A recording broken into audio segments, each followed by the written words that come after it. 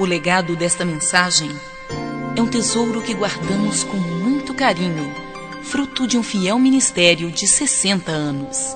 Com vocês, a voz de Roberto Rabelo, com o tema A Fé em Ação. Notemos esse título, A Fé em Ação. A fé que não age, que não leva à ação, é uma fé sem virtude. Para que tenha valor, a fé deve ser acompanhada de obras, de boas obras. A verdadeira fé e as boas obras são coisas que vão sempre juntas. É como se dá com um homem que tenta impelir um bote. Se o faz com um só remo, o resultado é que ele apenas descreve círculos. Para que o bote avance em linha reta, são necessários 2 remos. De igual modo, o cristão necessita de fé e obras. Apenas crer não é bastante. A Bíblia diz que a fé sem obras é morta. São Tiago 2:26.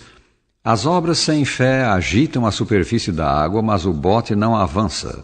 Necessitamos os 2 remos. O apóstolo São Paulo encarece a fé na sua carta aos Romanos porque descreve a salvação do ponto de vista de Deus. E São Tiago enfatiza as obras porque descreve a salvação como resultado da fé. Em 1 Tessalonicenses 1:3, São Paulo refere-se à operosidade da fé. Esse pensamento é por ele ampliado em Efésios 2, onde lemos: porque pela graça sois salvos mediante a fé. E isto não vem de vós, é dom de Deus, não de obras para que ninguém se glorie. Pois somos feitura dele, criados em Cristo Jesus para boas obras, as quais Deus de antemão preparou para que andássemos nelas. O viver santo e as obras santas de consagrada obediência aos mandamentos de Deus, vistos na vida de um cristão verdadeiro, são a evidência, o fruto da fé.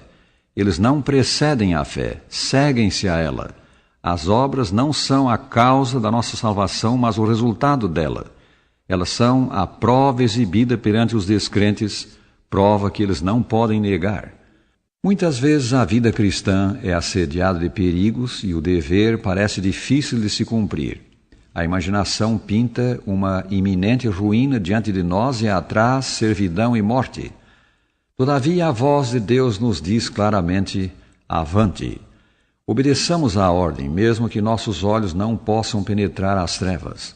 Os obstáculos que nos impedem o progresso jamais desaparecerão diante de um espírito vacilante, duvidoso. Aqueles que adiam a obediência para quando desaparecerem as incertezas e não houver mais riscos de fracasso ou derrota, nunca virão a obedecer. A fé olha para lá das dificuldades e lança mão do invisível, da própria onipotência, portanto não pode ser iludida. Ter fé é apoderar-se da mão de Cristo em todas as emergências. Jesus não nos chama a segui-lo para depois nos abandonar.